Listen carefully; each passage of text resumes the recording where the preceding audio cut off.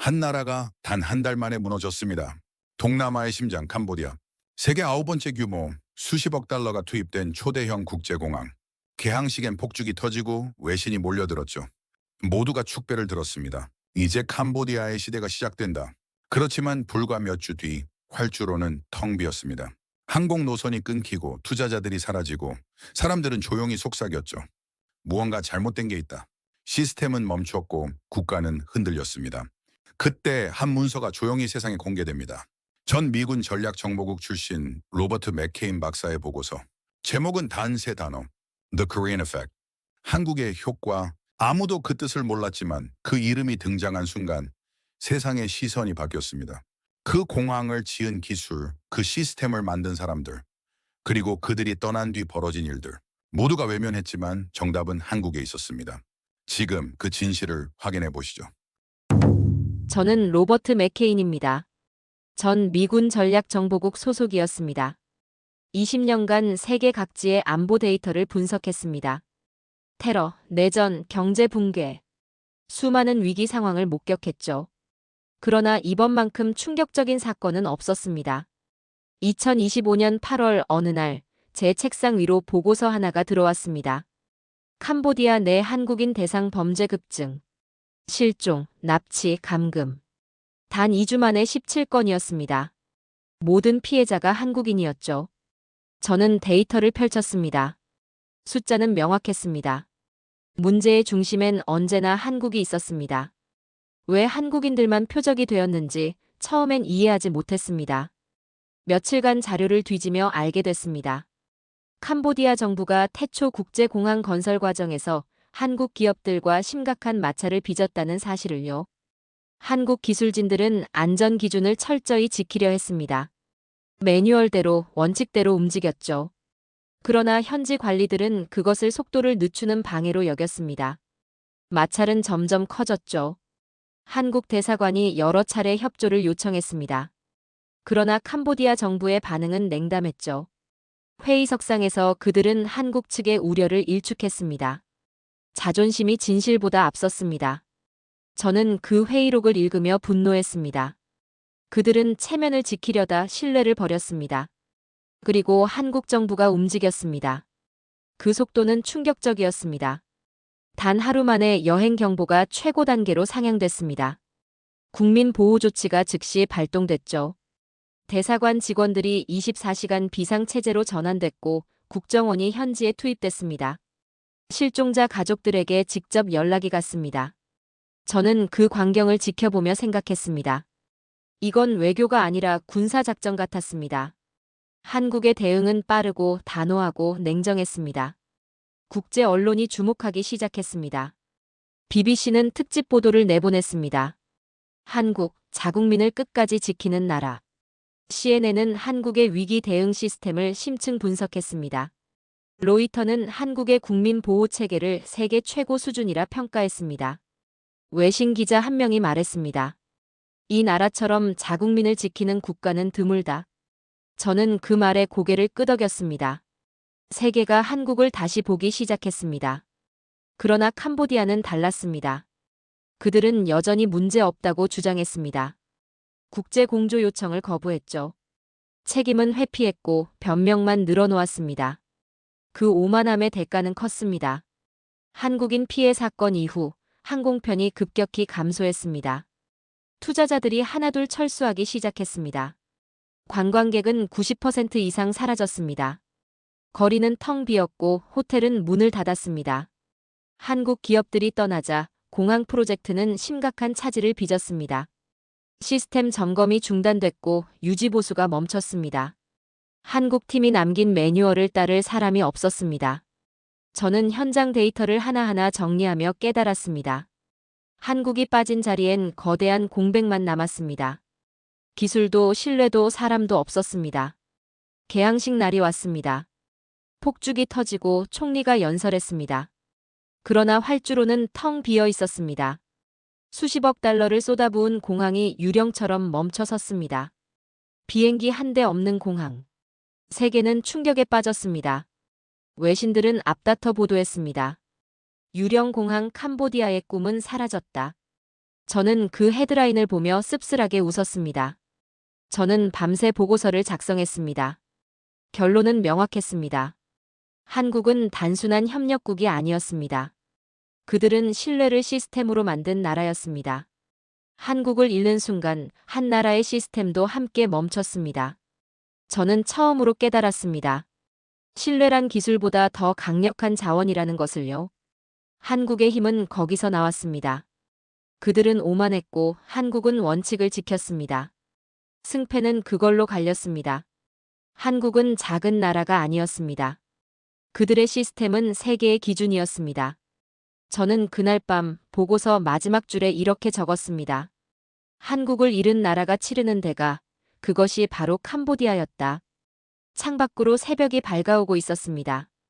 저는 한국이라는 나라를 다시 보게 됐습니다. 캄보디아 정부 청사는 혼란 그 자체였습니다. 회의실마다 고함이 터져나왔고 복도엔 서류가 어지럽게 쌓여 있었으며 관리들은 책임을 서로에게 떠넘기느라 바쁜 모습이었습니다. 저는 그 광경을 지켜보며 깊은 실망감을 느꼈습니다. 저는 태초 국제공항 관련 자료를 요청했습니다. 그들은 머뭇거렸지만 결국 저를 공항 사무실로 안내했습니다. 먼지 쌓인 책상 위 방치된 서류철 사이에서 저는 한 권의 두툼한 매뉴얼을 발견했습니다. 표지엔 한글과 영문이 함께 적혀 있었습니다. HHKUREA 이머전시 리스판스 매뉴얼, 한국 기업의 비상 대응 매뉴얼이었습니다.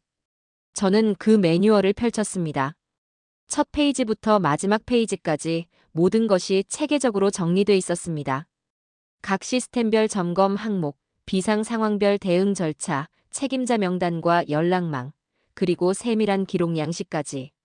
이건 단순한 건설 매뉴얼이 아니었습니다. 위기를 통제하는 철학이 담긴 문서였습니다. 저는 매뉴얼을 들고 공항 관제실로 향했습니다. 한국 팀이 떠난 지 이미 2달이 넘었지만 관제실 시스템은 여전히 작동하고 있었습니다. 모니터엔 초록색 불빛이 규칙적으로 깜빡였고 냉각 시스템은 정확한 온도를 유지하고 있었으며 백업 전원은 완벽하게 대기 상태를 유지하고 있었습니다. 사람은 떠났지만 그들이 만든 체계는 그대로 남아 있었습니다. 저는 그 순간 전율을 느꼈습니다. 현지 기술자 한 명이 옆에 서 있었습니다. 저는 물었습니다. 이 시스템을 누가 관리하고 있습니까? 그가 고개를 저었습니다. 아무도 손대지 않았습니다. 한국 팀이 설정해 놓은 그대로입니다. 저는 다시 매뉴얼을 들여다봤습니다. 한국 팀은 모든 시스템에 자동 점검 기능을 내장해 놓았고 정기적으로 자가 진단이 실행되도록 설계했으며 문제 발생 시 즉시 경고가 울리도록 프로그래밍해 놓았습니다. 심지어 매뉴얼 마지막 페이지엔 한국어로 작은 메모가 적혀 있었습니다. 이 시스템은 여러분의 안전을 위한 약속입니다. 저는 그 문장을 읽으며 가슴이 뭉클해졌습니다. 다음 날 국제공조회의가 열렸습니다. 각국 대표들과 현지 관리들이 모여 앉았습니다. 저는 한국식 매뉴얼 복원을 제안했습니다. 이 매뉴얼을 다시 활성화해야 합니다. 이것만이 유일한 해결책입니다. 그러나 회의석상은 냉담했습니다. 일부 관리들은 비웃기까지 했습니다. 한국이 뭐라고 우리를 가르치려 합니까? 누군가는 책임을 회피하기 바빴고 누군가는 체면을 지키기에 급급했습니다. 저는 캄보디아 관리들의 회의록을 다시 살펴봤습니다. 그들의 문서엔 책임자가 명시되지 않았고 보고 체계는 불명확했으며 대응 규칙은 애매하기만 했습니다. 반면 한국 매뉴얼엔 모든 것이 명확했습니다. 누가, 언제, 어떻게, 왜. 이건 기술의 차이가 아니었습니다. 사고방식의 차이였습니다. 저는 그날 밤 호텔 방으로 돌아와 노트북을 켰습니다. 한국식 시스템에 대한 본격적인 연구를 시작했습니다. 저는 국제재난 데이터베이스를 뒤졌습니다. 2014년 세월호 참사 이후 한국이 구축한 안전관리 시스템, 2015년 메르스 사태 이후 재정비된 방역체계, 2020년 코로나19 대응에서 보여준 추적 시스템. 모든 데이터가 같은 결론을 가리키고 있었습니다. 한국은 위기 대응 속도 세계 1위였습니다. 통계는 명확했습니다. 재난 발생 후 초동 대응까지 걸린 시간, 한국은 평균 2.3시간이었습니다. 다른 선진국들은 평균 8시간에서 12시간이었습니다. 방역 시스템 가동률, 한국은 98.7%였습니다. 국제 평균은 67%였습니다. 저는 그래프를 보며 감탄했습니다. 이 나라는 위기를 관리하는 법을 알고 있었습니다. 더 놀라운 건 그들의 기록 문화였습니다. 한국은 모든 실수를 기록했고 모든 사고를 분석했으며 모든 개선 사항을 시스템에 반영했습니다. 실패를 숨기지 않았습니다. 오히려 실패를 교훈으로 바꿨습니다. 저는 보고서를 작성하며 한 줄을 적었습니다. 한국의 매뉴얼은 기술이 아니라 약속이었다. 혼란 속에서도 희망은 있었습니다. 그 희망의 이름은 한국이었습니다. 저는 창밖을 바라봤습니다. 캄보디아의 밤하늘은 어두웠지만 저는 이제 알고 있었습니다. 답은 이미 그 매뉴얼 안에 있었습니다. 한국이 남긴 그 질서 안에 있었습니다. 저는 노트북을 닫으며 생각했습니다. 이 나라를 살릴 수 있는 건 한국뿐이었습니다. 공항 폐쇄 구역을 조사하던 어느 날 오후 저는 이상한 소리를 들었습니다. 규칙적인 금속음이 텅 빈 복도 끝에서 울려 퍼지고 있었습니다. 저는 조심스럽게 그 소리를 따라갔습니다. 관제실 옆 좁은 통로, 그곳에서 한 남자가 무릎을 꿇고 작업하고 있었습니다. 낡은 작업복 위로 HHKUREA라는 로고가 희미하게 남아 있었고 그의 손엔 낡은 공구함이 들려 있었으며 땀에 젖은 이마 위로 안전모가 기울어져 있었습니다. 저는 그 자리에 멈춰 섰습니다. 한국 기술자가 아직 남아있다는 사실에 충격을 받았습니다. 그는 저를 보고도 작업을 멈추지 않았습니다. 케이블을 하나하나 점검하고 연결부를 확인하고 작은 수첩에 뭔가를 적어 내려갔습니다. 그의 움직임은 느리지만 정확했고 매 순간이 의도적이었으며 아무것도 건너뛰지 않았습니다. 저는 조용히 물었습니다. 왜 아직 여기 계십니까? 한국팀은 이미 철수했는데요. 그가 고개를 들었습니다. 피곤한 눈빛이었지만 그 안엔 흔들림 없는 무언가가 있었습니다. 이 시스템은 제가 책임집니다. 끝까지요. 저는 그 말의 무게를 느꼈습니다. 그날 밤 저는 그를 다시 찾았습니다. 관제실 안은 어두웠고 전기가 끊긴 상태였으며 비상등마저 깜빡이고 있었습니다. 그러나 그는 손전등 하나만으로 관제 시스템을 점검하고 있었습니다. 저는 말했습니다. 여긴 위험합니다. 전기도 불안정하고 안전장비도 없는데요. 그가 짧게 대답했습니다. 그래도 시스템은 살아있어야 합니다. 저는 그의 옆에 앉았습니다. 그는 묵묵히 컴퓨터 화면을 들여다보며 코드를 하나하나 확인하고 있었습니다. 각 라인마다 주석이 달려 있었고 오류 가능성이 있는 부분엔 경고 표시가 되어 있었으며 백업 절차가 단계별로 정리되어 있었습니다. 그가 말했습니다. 이 공항이 멈추면 수많은 사람들이 다칠 겁니다. 비행기가 잘못 착륙하거나 관제 신호가 꼬이거나 비상 시스템이 작동하지 않으면 어떻게 되겠습니까? 그래서 제가 남은 겁니다. 저는 물었습니다. 그걸 왜 혼자 감당하십니까? 당신의 회사도 떠났고 정부도 철수했는데요. 그가 잠시 손을 멈추고 저를 바라봤습니다. 한국인은 일의 끝을 봅니다. 제 이름으로 시작한 일은 제 이름으로 끝내야 합니다. 저는 그날 밤 그 말을 노트에 적었습니다. 다음 날 저는 그의 작업 과정을 사진으로 남겼습니다. 전기 없는 관제탑 안에서 손전등 하나로 케이블을 정리하는 모습, 낡은 수첩에 점검 내역을 빼곡히 적어 내려가는 손길, 시스템 화면 앞에서 마지막 확인을 하는 뒷모습. 저는 그 사진들을 국제보고서에 포함시켰습니다. 보고서 제목은 더 맨 후 DIDNT 리브 떠나지 않은 사람이었습니다. 보고서가 공개되자 세계 언론이 움직였습니다. CNN은 특집 방송을 내보냈고 BBC는 심층 인터뷰를 요청했으며 로이터는 그를 신뢰의 상징이라 불렀습니다. 외신 기자들이 몰려왔습니다. 그러나 그는 인터뷰를 거절했습니다. 저는 그냥 제 일을 했을 뿐입니다. 저는 그 겸손함에 또 한 번 놀랐습니다. 마지막 날 저는 그와 악수를 나눴습니다. 그의 손은 거칠었지만 따뜻했고 악력은 단단했으며 눈빛은 여전히 흔들림이 없었습니다. 저는 말했습니다. 당신 덕분에 이 나라엔 아직 희망이 있습니다. 그가 미소 지었습니다. 희망은 시스템에서 나오는 게 아닙니다. 사람에게서 나오는 겁니다. 저는 그날 밤 보고서에 한 문장을 추가했습니다. 한국의 진짜 힘은 기술이 아니라 사람이었다. 그들의 책임감은 시스템보다 단단했고 그들의 신념은 위기보다 강했다. 저는 처음으로 깨달았습니다. 한국의 기술력보다 한국의 품격을 본 순간이었습니다. 그가 지킨 건 시스템이 아니었습니다. 약속이었습니다. 그 한 사람의 손끝에서 한 나라의 신뢰가 살아났습니다. 저는 그제야 이해했습니다. 왜 세계가 한국을 주목하는지, 왜 한국이 떠난 자리에 공백이 생기는지. 기술은 세계 어디에나 있었습니다. 그러나 약속을 지키는 태도는 한국에만 있었습니다. 캄보디아 정부 주관 긴급 복구 회의가 열렸습니다. 호텔 대연회장엔 각국 자문단과 외국 컨설턴트들이 모여들었고 현지 관리들은 긴장한 얼굴로 자리를 채웠으며 기자들은 카메라를 들고 뒷자리를 지키고 있었습니다. 저는 한국식 시스템 복원안을 발표했습니다.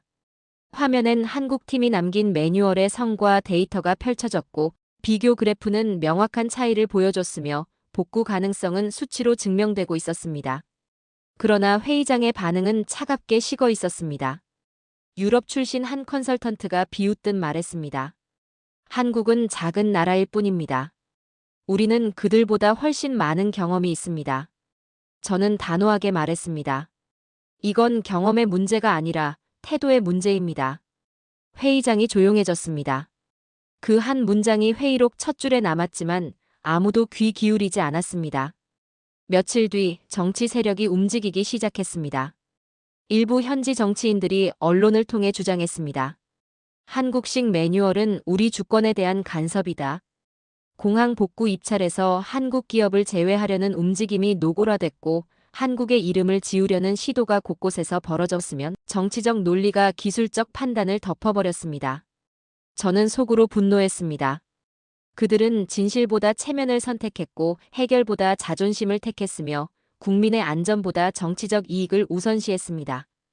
그날 밤 저는 과거를 떠올렸습니다. 몇 년 전 한국에서 자문 업무를 했던 시절이 생각났습니다. 새벽 4시 비가 억수같이 쏟아지던 날이었습니다. 한국의 한 건설 현장, 아무도 시키지 않았는데 기술자들이 현장에 나와 있었습니다. 그들은 빗속에서 방수 시트를 점검했고 배수로를 확인했으며 장비를 하나하나 덮어주고 있었습니다. 저는 물었습니다. 왜 이 시간에 나오셨습니까? 한 기술자가 대답했습니다. 일은 사람의 얼굴입니다. 내일 문제가 생기면 제 얼굴에 먹칠하는 겁니다. 저는 그때 느꼈습니다. 한국인들의 일에 대한 태도는 단순한 책임감을 넘어서는 무언가였습니다. 또 다른 날 점검표에 서명하는 한국 엔지니어를 봤습니다. 그는 모든 항목을 3번씩 확인한 뒤에야 펜을 들었고 서명 옆에 날짜와 시간을 정확히 기록했으며 작은 메모까지 남겼습니다. 그가 말했습니다. 이 서명은 약속입니다.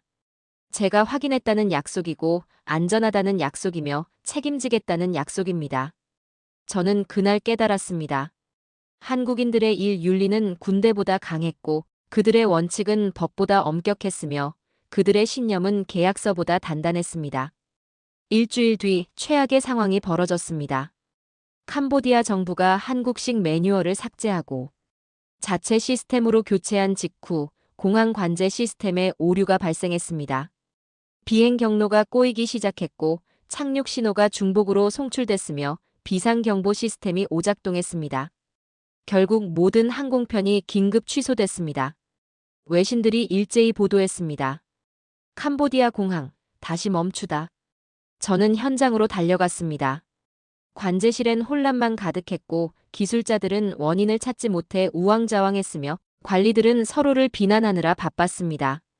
저는 조용히 중얼거렸습니다. 그들은 한국의 이름을 지우려 했고 결국 기능까지 잃었다. 그날 밤 긴급회의가 다시 열렸습니다. 회의장엔 침묵만 흘렀고 아무도 먼저 말을 꺼내지 못했으며 모두가 고개를 숙이고 있었습니다. 한 관리가 조심스럽게 물었습니다. 한국식 매뉴얼을 다시 가져올 수 있습니까? 저는 고개를 끄덕였습니다. 그것은 단순한 문서가 아닙니다. 약속의 언어입니다. 저는 그 순간 확신했습니다. 세상은 결국 진짜를 알아본다는 것을요. 정치적 압박도 자존심도 편견도 결국 진실 앞에선 무너진다는 것을요. 한국의 원칙은 흔들리지 않았고 한국의 시스템은 증명됐으며 한국의 가치는 다시 한번 세계 앞에 섰습니다. 새벽 3시 태초 국제공항 활주로에 비행기 한 대가 착륙했습니다. 일반 여객기가 아니었습니다. 화물기였고 문이 열리자 KUREA라는 마크가 붙은 장비들이 하나둘씩 내려지기 시작했습니다. 한국 기술진이 돌아온 것입니다. 그들은 말없이 장비를 정리했고 체크리스트를 꺼내 들었으며 서로 눈빛만으로 역할을 분담했습니다. 누가 지시하지 않아도 모든 것이 움직였고 소리 하나 없이 질서가 잡혔으며 혼돈 속에서 시스템이 살아나기 시작했습니다. 저는 그 광경을 지켜보며 전율을 느꼈습니다. 이건 단순한 복구 작업이 아니었습니다. 하나의 거대한 교향곡이었습니다. 팀장으로 보이는 기술자가 공항 전체 도면을 펼쳤습니다. 그의 손끝이 각 구역을 짚어가며 멈췄고 팀원들은 고개를 끄덕이며 각자의 위치로 흩어졌으며 모든 움직임이 정밀하게 계산된 듯 완벽했습니다. 첫 번째 팀은 관제실로 향했습니다. 그들은 서버룸 문을 열고 하나하나 시스템을 점검하기 시작했습니다. 케이블 연결 상태를 확인했고 전원 공급 라인을 재점검했으며 냉각 시스템의 온도를 측정했습니다. 두 번째 팀은 활주로 조명 시스템을 점검했습니다. 수백 개의 조명이 어떤 것은 꺼져 있었고 어떤 것은 깜빡이고 있었으며 어떤 것은 잘못된 색을 내뿜고 있었습니다. 그들은 하나하나 교체했고 배선을 다시 연결했으며 모든 조명이 정확한 위치에서 정확한 빛을 내도록 조정했습니다. 세 번째 팀은 통신 시스템을 복구했습니다. 주파수가 혼선되어 있었고 신호가 약해져 있었으며 백업 라인이 끊어져 있었습니다.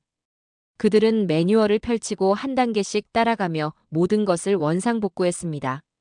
저는 관제실 창밖에서 그 모든 과정을 지켜봤습니다. 해가 뜨기 시작했고 아침 햇살이 활주로를 비추기 시작했으며 한국 기술진들의 그림자가 길게 늘어졌습니다. 6시간이 흘렀습니다. 한국 팀은 단 한 번도 쉬지 않았습니다. 물 한 모금 마시지 않았고 자리를 뜨지 않았으며 집중력이 흐트러지지 않았습니다. 그들의 손놀림은 점점 빨라졌고 시스템은 하나둘씩 살아났으며 관제실 모니터엔 초록색 불빛이 차례로 켜지기 시작했습니다. 저는 그 순간을 놓치지 않으려 노트에 빠르게 적어 내려갔습니다. 그들은 위기를 관리하는 법을 안다. 이건 DNA다. 오전 9시 결정적인 순간이 찾아왔습니다. 메인 서버가 재부팅됐고 모든 하위 시스템이 연결되기 시작했으며 관제탑 화면에 SYSTEMONLINE라는 메시지가 떴습니다. 붉은 경고등이 하나씩 꺼지기 시작했습니다. 그리고 초록색 불빛으로 바뀌었습니다. 활주로 조명이 일제히 켜졌고 관제 신호가 정상화됐으며 비상 시스템이 대기 상태로 전환됐습니다. 현장에 있던 모든 사람들이 숨을 죽였습니다. 그리고 박수가 터져나왔습니다. 캄보디아 관리들이 환호했고 외신 기자들이 카메라 셔터를 눌렀으며 저는 그 순간을 가슴 깊이 새겼습니다.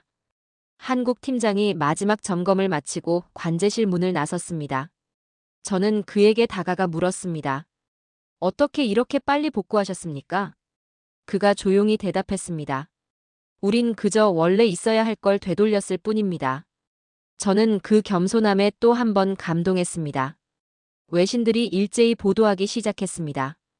BBC 헤드라인 KUREARESTORESHOP CNN 속보 코리언 팀 세이브즈 에포트 인 6 아워즈 로이터 더 코리언 마덜 워크스 저는 그날 밤 보고서를 작성하며 이렇게 적었습니다. 한국은 기술을 팔지 않는다. 질서를 나눈다. 세상은 한국을 기적이라 불렀습니다. 그러나 그들은 그걸 일상이라 불렀습니다. 저는 활주로 끝에 서서 초록 불빛이 켜진 공항을 바라봤습니다. 한국의 손길이 닿은 곳엔 다시 생명이 돌아왔습니다. 그것이 바로 한국의 힘이었습니다. 공항 복구가 성공하자 세계의 시선이 한국으로 쏠렸습니다.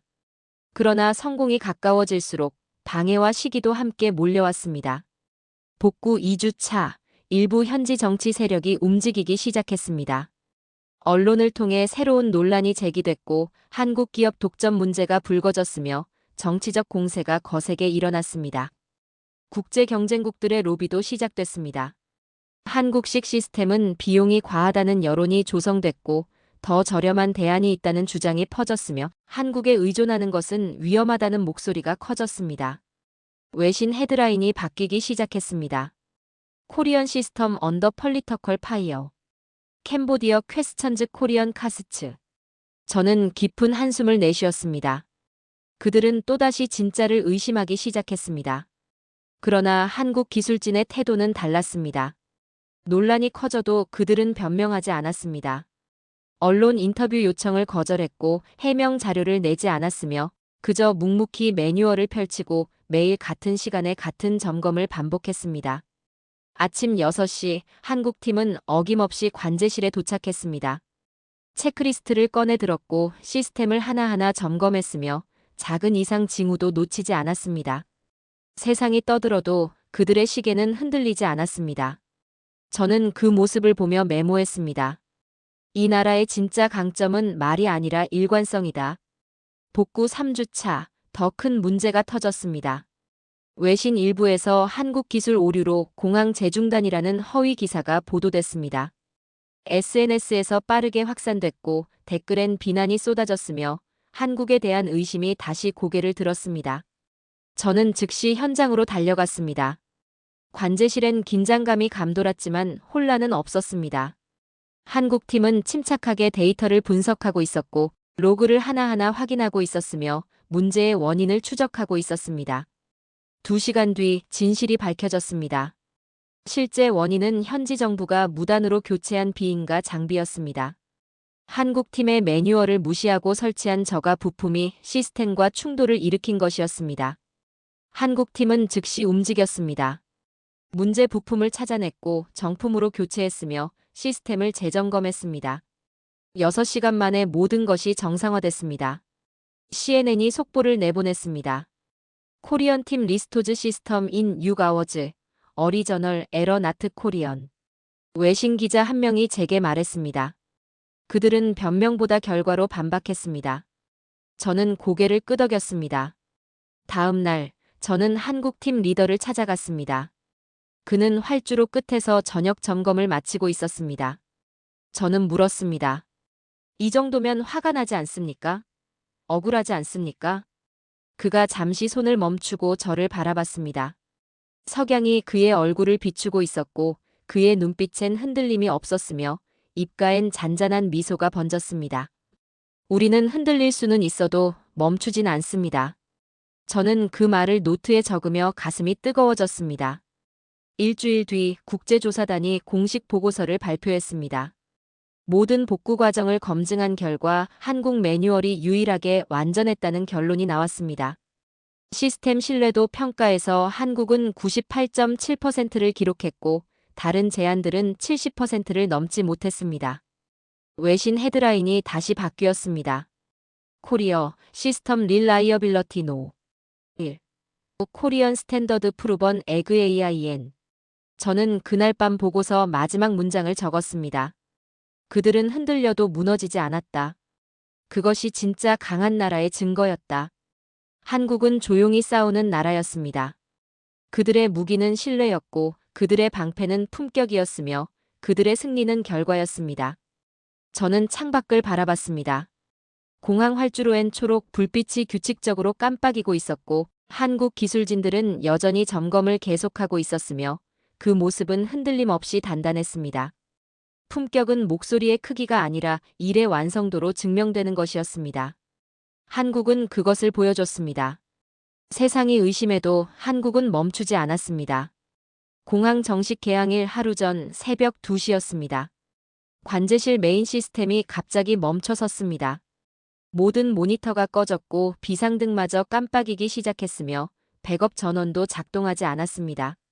수백억 달러를 쏟아부은 프로젝트가 한순간에 마비됐습니다. 긴급 상황실이 가동됐고 각국 기술진이 투입됐으며 캄보디아 총리까지 현장에 도착했습니다. 그러나 아무도 원인을 찾지 못했습니다. 시간은 흘러갔고 개항 시간은 다가왔으며 절망만이 현장을 짓눌렀습니다. 저는 관제실 한쪽에서 그 광경을 지켜보고 있었습니다. 기술자들은 우왕좌왕했고 관리들은 서로를 비난했으며 언론은 이미 실패를 예측하는 기사를 쓰기 시작했습니다. 저는 조용히 장관에게 다가가 말했습니다. 한국 매뉴얼을 다시 불러오십시오. 그들만이 이 시스템을 완전히 이해합니다. 장관은 망설였습니다. 정치적 부담이 있었고 자존심도 걸려 있었으며 다시 한국의 손을 내밀기가 쉽지 않았습니다. 그러나 시간은 기다려주지 않았습니다. 새벽 3시 장관이 결단을 내렸습니다. 한국팀을 다시 부르십시오. 1시간 뒤 공항 활주로에 전세기가 착륙했습니다. 한국 긴급 복구팀이 도착한 것입니다. 그들은 작업복을 입고 있었고 등 뒤엔 작은 문구가 새겨져 있었습니다. We DONT Leave Unfinished Work. 현장 전체가 숨을 죽였습니다. 한국팀은 즉시 움직였습니다. 팀장이 시스템 로그를 요청했고 기술진들은 각자의 위치로 흩어졌으며 모든 움직임이 정밀하게 계산된 듯 빨랐습니다. 그들은 서버룸으로 들어갔고 케이블을 하나하나 추적했으며 메인보드를 점검하기 시작했습니다. 누가 지시하지 않아도 모두가 자신의 역할을 알고 있었고 소리 없이 협력했으며 완벽한 리듬으로 움직였습니다. 저는 그 광경을 지켜보며 전율을 느꼈습니다. 이건 단순한 기술 복구가 아니었습니다. 하나의 예술이었습니다. 1시간이 흘렀습니다. 한국팀은 문제의 핵심을 찾아냈습니다. 메인 컨트롤러와 백업 시스템 간 동기화 오류였고 펌웨어 버전 충돌이었으며 무단으로 교체된 부품이 원인이었습니다. 2시간이 흘렀습니다. 그들은 정품 부품으로 교체했고 펌웨어를 업데이트했으며 동기화 프로토콜을 재설정했습니다. 3시간이 흘렀습니다. 시스템이 하나씩 살아나기 시작했습니다. 모니터에 불이 들어왔고 백업 전원이 정상화됐으며 관제 신호가 복구됐습니다. 4시간째 결정적인 순간이 왔습니다. 팀장이 마지막 명령을 입력했고 엔터키를 눌렀으며 모든 시스템이 재부팅됐습니다. 붉은 경고등이 하나씩 꺼지기 시작했습니다. 그리고 초록색 불빛으로 바뀌었습니다. 메인 화면에 ALL SYSTEMS OPERATIONAL이라는 메시지가 떴습니다. 그 순간 공항 전체에서 박수가 터져 나왔습니다. 캄보디아 총리가 앞으로 나왔습니다. 그는 한국 팀장과 악수를 나눴고 눈가에 눈물이 맺혔으며 목소리가 떨렸습니다. 한국이 우리를 살렸습니다. 기자들이 몰려들었습니다. 카메라 플래시가 터졌고 마이크가 앞으로 내밀어졌으며 질문이 쏟아졌습니다. 그러나 한국 팀장은 짧게 대답했습니다. 우린 그저 해야 할 일을 했을 뿐입니다. 현장에 있던 기자들이 외치기 시작했습니다. KUREA, KUREA. 그 소리가 공항 천장에 메아리 쳤고 벽을 타고 울렸으며 모든 사람들의 가슴을 울렸습니다. 다음 날 세계 언론이 일제히 보도했습니다. BBC 헤드라인 KUREA SAVES CAMBODIAS DREAM CNN 속보 코리언 마덜 리스토즈 ASIAS 트러스트 로이터 더 월드 와처즈 코리어즈 미러컬 일본과 유럽 언론도 뒤따랐습니다. 한국식 위기관리 시스템 세계 표준으로 격상 신뢰의 이름 KUREA 저는 그날 인터뷰에서 이렇게 말했습니다. 그들은 논란보다 결과로 세상을 설득했습니다. 개항식 날 활주로 끝에서 저는 한국 기술진들을 마지막으로 봤습니다. 그들은 태극기를 조심스럽게 접어 가방에 넣고 있었고 장비를 정리하고 있었으며 조용히 귀환 준비를 하고 있었습니다. 저는 그 뒷모습을 보며 속삭였습니다. 이 나라 진짜 대단하다. 한국은 기술이 아니라 신뢰로 세상을 움직였습니다. 그들은 말이 아니라 행동으로 증명했습니다. 저는 그날 밤 보고서 마지막 줄에 적었습니다. 나는 이 나라를 기술 강국이라 불렀다. 이제는 그들을 신뢰의 제국이라 부른다. 캄보디아 사태 이후 세계가 움직이기 시작했습니다. 동남아 각국에서 한국 시스템 도입 요청이 쇄도했고 필리핀과 인도네시아가 공식 계약을 체결했으며 말레이시아와 베트남이 뒤를 이었습니다. 단 한 달 만에 7개 국가가 한국과 손을 잡았습니다. UN 국제개발위원회가 긴급 회의를 소집했고 각국 대표들이 모여 한국의 사례를 분석했으며 공식 성명을 발표했습니다. 한국식 매뉴얼은 개발도상국 안전 기준의 새로운 표준이 될 것입니다. 세계는 한국을 기술의 나라가 아닌 신뢰의 나라로 부르기 시작했습니다. 경제적 변화도 거대한 파도처럼 밀려왔습니다. 한국 기업들이 동남아 시장에 재진입했고 삼성과 현대와 한화가 합동으로 K-안전 클러스터를 설립했으며 신공항 유지 보수 전권을 확보했습니다.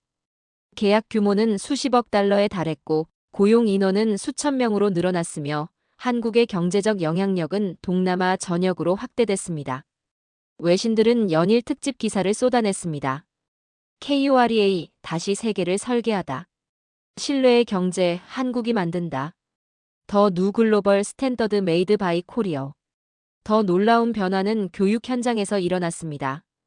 캄보디아 정부가 한국과 공동으로 K-시스템 트레이닝 센터를 설립했고 현지 젊은 기술자들이 한국식 윤리 교육을 받기 시작했으며 그들은 작업복 가슴에 태극기 패치를 달고 자랑스럽게 일했습니다. 저는 그 교육센터를 방문했습니다. 젊은 학생들이 한국어로 된 매뉴얼을 펼치고 열심히 공부하고 있었고 강사는 한국 기술자 출신이었으며 벽면엔 신뢰는 기술보다 강하다는 한국어 문구가 걸려 있었습니다. 한 현지 학생이 제게 다가와 말했습니다. 한국인은 일을 통해 자신을 증명합니다. 저도 그렇게 되고 싶습니다. 언젠가 한국에 가서 직접 배우고 싶습니다. 저는 그 말을 들으며 가슴이 뭉클해졌습니다.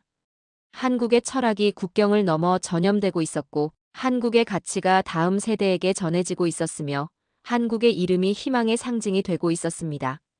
그해 말 UN 본부에서 국제위기관리 컨퍼런스가 열렸습니다.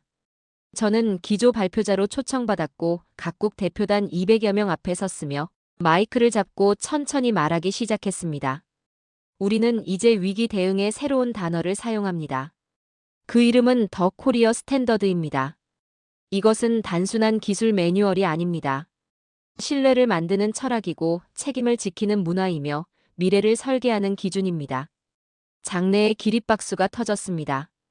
각국 대표들이 일어섰고 박수는 5분 넘게 이어졌으며 저는 그 순간을 평생 잊지 못할 것입니다. 회의가 끝난 뒤 여러 나라 대표들이 제게 다가왔습니다.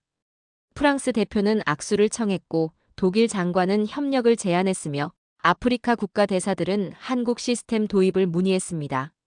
한국은 이제 세계의 표준입니다. 우리도 한국식 시스템을 배우고 싶습니다. 저는 호텔방으로 돌아와 마지막 보고서를 작성했습니다. 20년간 수많은 나라를 봤지만 한국만큼 단단한 신념으로 움직이는 나라는 없었다고 적었습니다. 한국은 위기를 견디는 법을 가르쳐준 나라였고 신뢰를 시스템으로 만든 나라였으며 세계의 새로운 기준을 제시한 나라였습니다. 저는 창밖을 바라봤습니다. 뉴욕의 밤하늘 아래 저 멀리 동쪽 어딘가에 한국이 있었습니다.